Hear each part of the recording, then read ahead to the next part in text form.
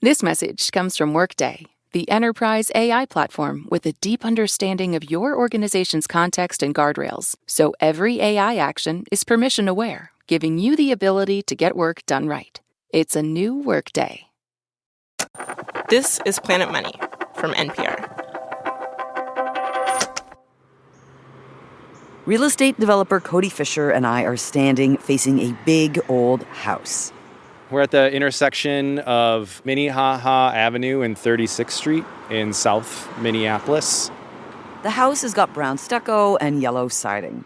To me, it looks, like a big house with yellow siding on a corner lot. To Cody, this looks like a great place to build. Minnehaha it's a busier street with dedicated bike lanes, high-frequency transit. When you say high-frequency transit, I picture something amazing, but you're just talking about buses, right? Yes, yeah, I am. That's the advocate in me. Yeah, Cody seems to be one of those relentlessly optimistic types. Their buses, amazing. He used to work at nonprofits on issues like food security and hunger. Cody also worked for Chicago Public Schools. He got an MBA.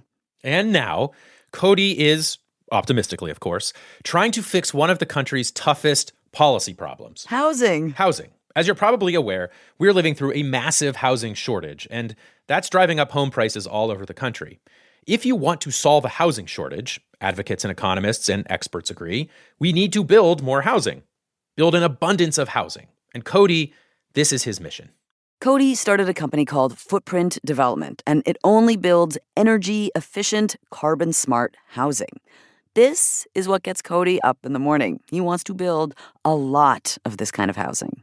And that is why he's managed to get the development rights for the corner lot on Minnehaha Avenue and 36th Street. He plans to take down that one yellow house in order to put up much more housing in the same space. So we have a 4-story, 32-unit mixed-use building planned for here. 4-story, 32 units. 32 units. Okay. Yes. Yeah, so it'll be a mix of studios, 1-bed, and 2-bed units.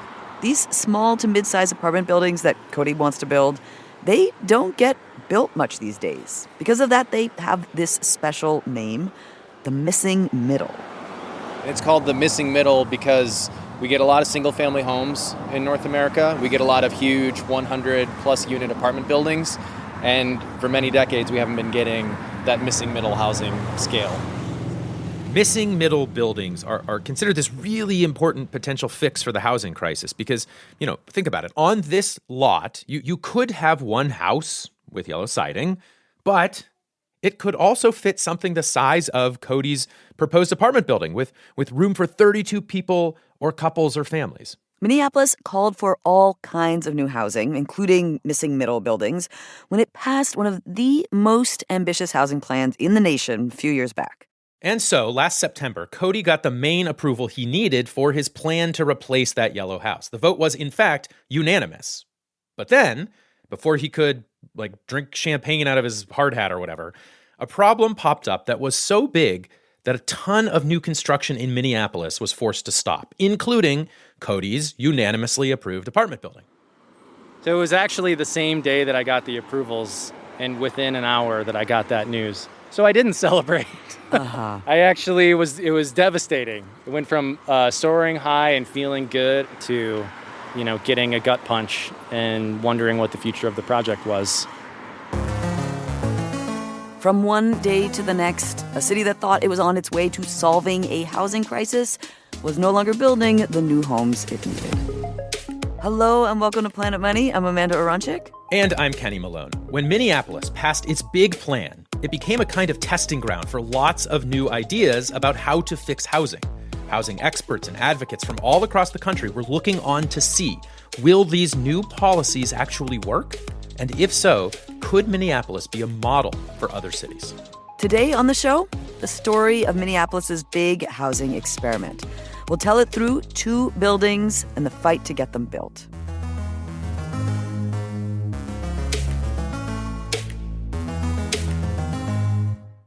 Support for this podcast and for Planet Money Summer School comes from Capital One. With no fees or minimums on checking accounts, it's no wonder the Capital One bank guy is passionate about banking with Capital One. If he were here, he wouldn't just tell you about no fees or minimums. He'd also talk about how Capital One cafes are open 7 days a week to handle your banking needs. It's pretty much all he talks about, in a good way. What's in your wallet? Terms apply. See CapitalOne.com/bank. Capital One N.A., member FDIC. This message comes from Capella University. That spark you feel? That's your drive for more. Capella University's FlexPath learning format lets you earn your degree at your pace without putting life on pause. Learn more at capella.edu. When Cody Fischer was thinking about how to get into this fix the housing crisis real estate stuff, he tried to find other developers who were also interested in building green housing. But he kept running into dead ends. I couldn't find anybody that was doing stuff the way that I would want to do it, which is energy efficient, low carbon, and smaller scale. And so I just didn't think there was a career there for me. But then, in 2018, Cody gets word of something that changes his mind and puts him all in on building climate-friendly, middle-sized apartments. He hears that Minneapolis is working on some set of bold new housing policies, and they're all part of a city plan called Minneapolis 2040, which sounds like an Olympics bid, but no.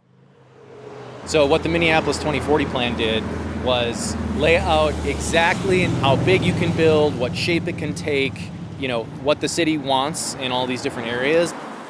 And what does the city want, and how do they plan to get it? Well, for that, we went to Nick Erickson. He's a housing policy expert who works with developers in Minnesota.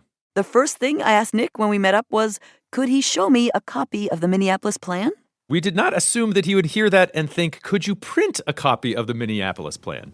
The printer on the last 15 pages, 20 pages, got jammed and stopped working. It's a massive document. So you broke the printer? Broke the printer, yep. It is more than 1,200 pages, so that would be the equivalent of probably War and Peace or Les Mis. I mean, it's a large document. It's actually longer than War and Peace. And Nick talks about the Minneapolis plan as though when it was published, it entered the canon of great works.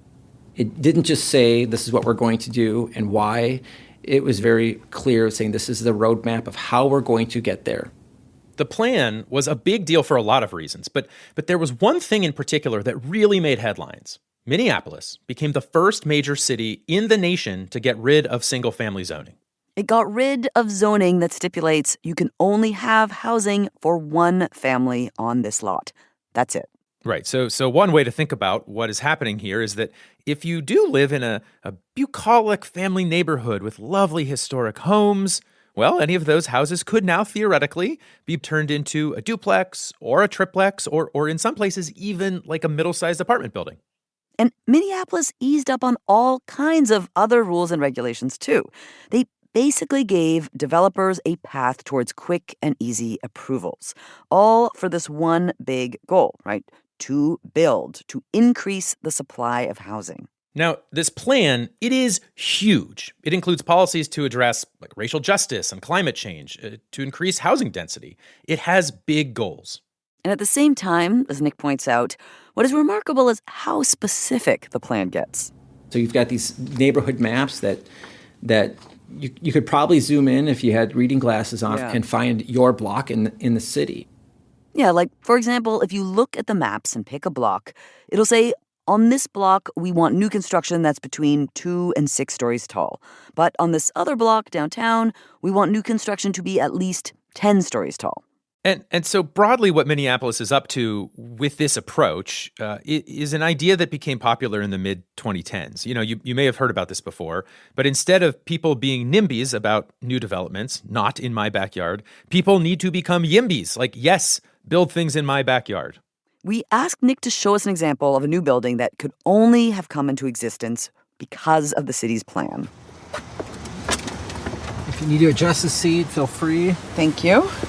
So we are driving down a commercial main street. We pass a car mechanic, some breweries, a coffee shop, and then we take a turn onto a residential street. Here's the building we're going to see right here, this blue and white one. Now, in our tale of two buildings, this building came first. It's a brand new 4-story apartment building. They're rentals, and they just went on the market in March.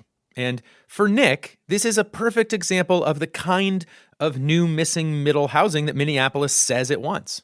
This building has 23 apartments, and it replaced a small single-family house that was built back in the 1970s.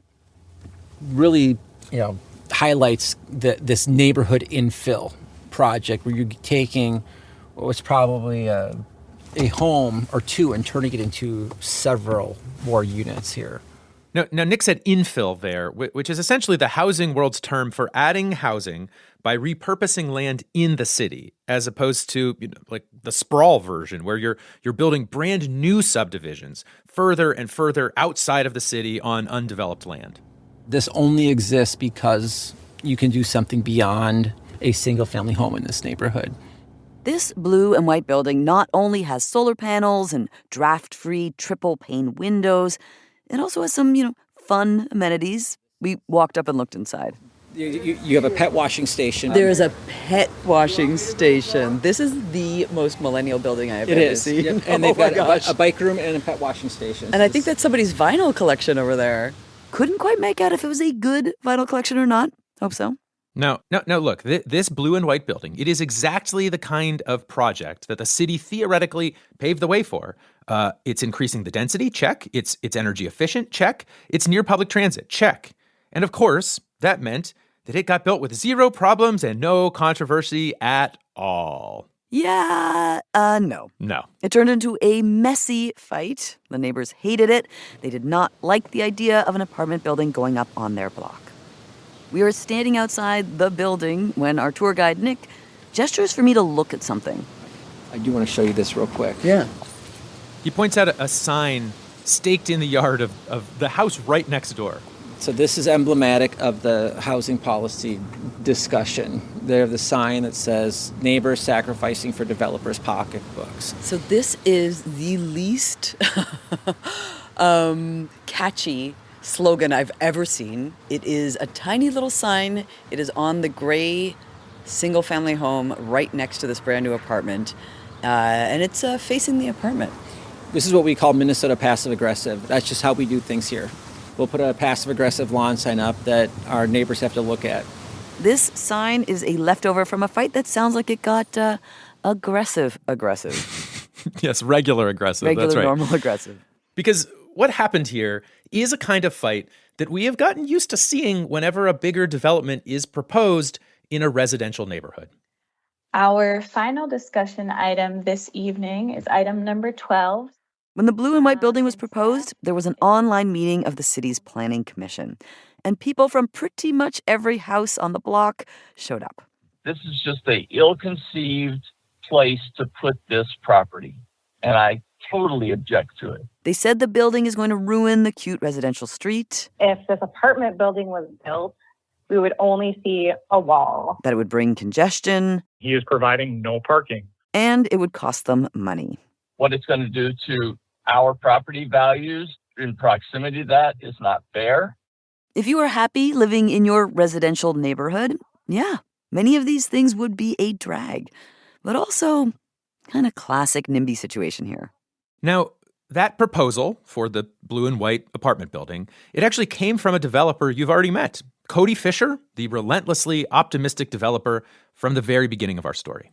Because of all the pushback from the neighbors, the Planning Commission initially rejected his proposal, which Cody found totally baffling.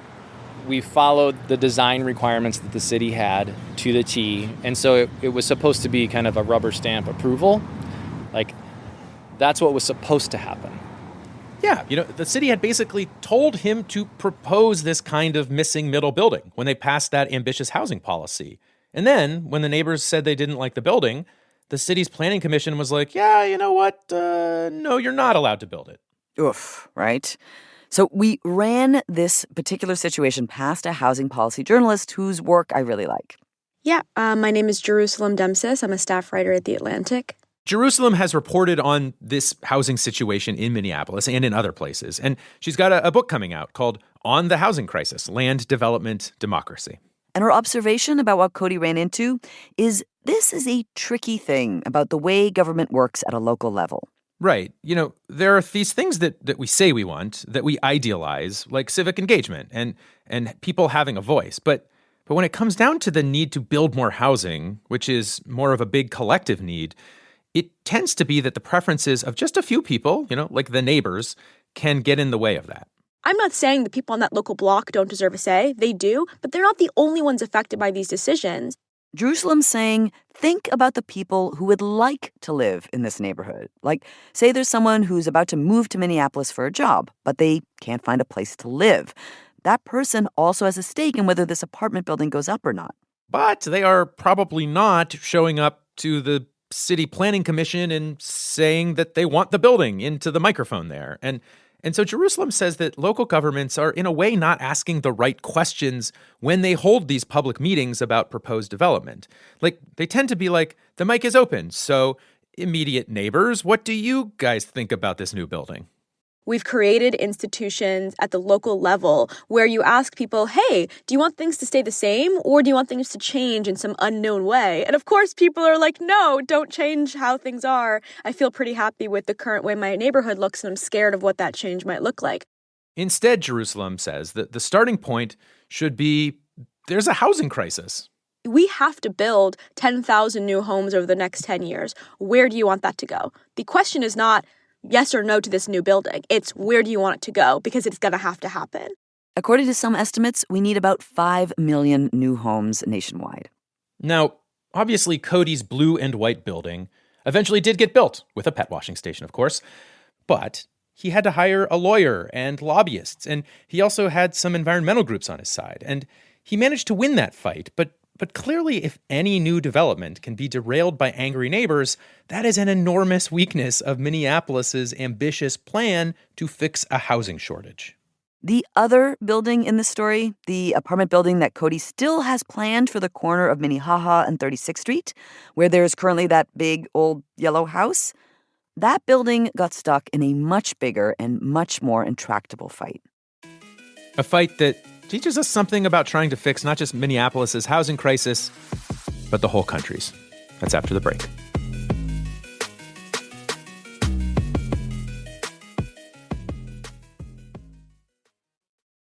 Support for this podcast and for Planet Money Summer School comes from Capital One. With no fees or minimums on checking accounts, it's no wonder the Capital One bank guy is passionate about banking with Capital One. If he were here, he wouldn't just tell you about no fees or minimums. He'd also talk about how Capital One cafes are open 7 days a week to handle your banking needs. It's pretty much all he talks about, in a good way. What's in your wallet? Terms apply. See CapitalOne.com/bank. Capital One N.A., member FDIC. Support for this podcast and the following message come from Vanguard. Every day, shareholders meet to discuss important matters about the companies you invest in. Now you can make your voice heard too. Vanguard Investor Choice makes it easy to set your proxy voting preference for your eligible Vanguard index funds. Visit Vanguard.com/investor choice to learn more. Vanguard investors own shares of their index funds, and those funds own shares of the companies they invest in. Vanguard Marketing Corporation, distributor. This message comes from Capella University. That spark you feel? That's your drive for more. Capella University's FlexPath learning format lets you earn your degree at your pace without putting life on pause. Learn more at capella.edu. Okay, so we promised you a tale of two buildings. The first one, the missing middle apartment building with the pet washing station, that got built after a protracted, expensive fight. But our story's second building, it still has not been built. So my building has 4 floors on it. So we are back at the old yellow house at the corner of Minnehaha and 36th, and we're here with the real estate developer Cody Fischer again. And in theory, the yellow house on that lot should not still be standing. Like, Cody was planning to have it deconstructed already. Right, and we are saying deconstructed instead of demolished because Cody, who's trying to build new housing in the most environmentally sound way that he can, now, he doesn't just knock down the buildings he's replacing. It's much more painstaking than that. So taking it apart, board by board, piece by piece, basically what you're left with is, a concrete basement hole filled with sheetrock. Pretty much everything else gets diverted from the landfill. That way, a lot of the materials get recycled or reused instead of ending up in the trash. But, ironically, Cody's very green apartment buildings were not allowed to go forward, ostensibly for environmental reasons. Here's what happened. A group of environmentalists sued the city over its big plan, saying that the whole plan should have gone through an environmental review, the same way a lot of major new developments would. Right, so not suing Cody's project or another project, the entire plan. And what they were arguing is that the plan would increase housing density in a way that could be harmful for the city's water and air and ecosystem. Then, last September, the judge who was considering the case agreed that the city needed to do an environmental review and imposed a temporary injunction that brought a lot of new development to a halt. It was a massive curveball. At that time, we were working towards starting construction in April of 2024, and then the city was like, nope, we can't issue permits, completely on hold indefinitely. The journalist Jerusalem Demsis says this particular fight is rooted in big generational differences. She says, older people like Gen X and baby boomers, they often see development as bad. And to be fair, they picture very disruptive events that happened in the past. They picture neighborhoods being displaced, highways plowing through open land, paradise being paved over for parking lots. In the past, environmentalism meant green spaces. It meant what you need to do is be a conservationist in your own right. It means that you buy an old home and you fix it up. And that's your sense of what environmentalism is. That's very different than what I think is happening right now, which is for people like me, if you were born after 1980, how you've been taught about the environment is almost entirely about climate change. Specifically, fighting climate change by reducing carbon emissions. And cities appear to do that best. In dense places where people live all packed together, there are a lot of efficiencies, like people live in smaller spaces, which means they use less energy to heat and cool their homes. They use public transit more. And if they do have cars, they tend to drive shorter distances. Minneapolis isn't the only place where plans to increase the density of housing are being challenged. There have been similar lawsuits in Los Angeles and D.C. and San Francisco and other cities. Jerusalem says, to her, all of this shows that there are limits to what a city government can do. To me, I think the best way to make these decisions is to move a lot of the decision-making process to the state level and say, we're going to set clear standards and rules for what kinds of housing can be built where. And state government swooping in is what ended up happening in Minneapolis. Eventually, the Minnesota legislature came to a decision. They limited the legal challenges that a comprehensive city plan can face. And a few months ago, in May, a giant bill with that detail tucked into it was signed by someone whose name you've probably heard a lot recently, Minnesota Governor Tim Walz. Immediately after he was put on the presidential ticket, he and Vice President Kamala Harris were dubbed the first ever YIMBY ticket. And Jerusalem says that there are a bunch of states now trying to step into the housing policy discussion, kind of like what happened in Minnesota. You're seeing this in Colorado, in California, in Washington State, in Arizona, in Texas. I mean, a lot of states are realizing that you cannot leave this in the hands of local governments, not because they're bad people, but because it's actually too big of a problem for them to solve. Her big point is that this housing shortage we're experiencing is not just a local issue, but too often we try to treat it like a local issue. For Cody Fischer, the developer who's trying to replace the big old yellow house with an apartment building, he is now finally able to get started on his project again. But, with with development, it's like the approvals is just step one of 100. Again, there is no time or desire, I guess, to drink celebratory champagne out of his hard hat. Absolutely not. No. It would be gross. It would be sweaty champagne. But look, there was no time because Cody had to get financing lined up and get a whole lot of people lined up too. He's reaching out to his architect and structural engineer and mechanical engineer and asking if they can be free like right now. There's no time to dwell on the delays he's faced. He needs to plow ahead. I think this is just the work. Very optimistic. Tough to imagine why after all the setbacks, I know. But I think we're there. Cody now, optimistically, expects to start building on that corner lot in March 2025, a year behind schedule.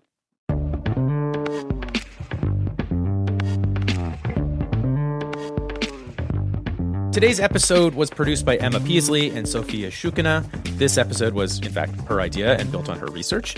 It was edited by Molly Messick, engineered by James Willets, and fact-checked by Sierra Juarez.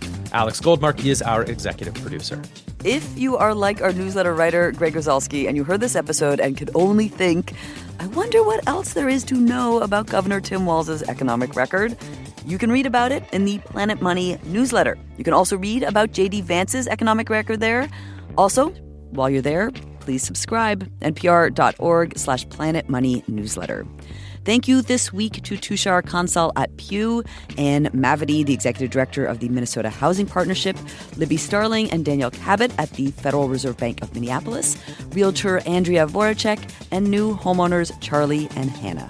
I'm Amanda Aronczyk. And I'm Kenny Malone. This is NPR. Thanks for listening.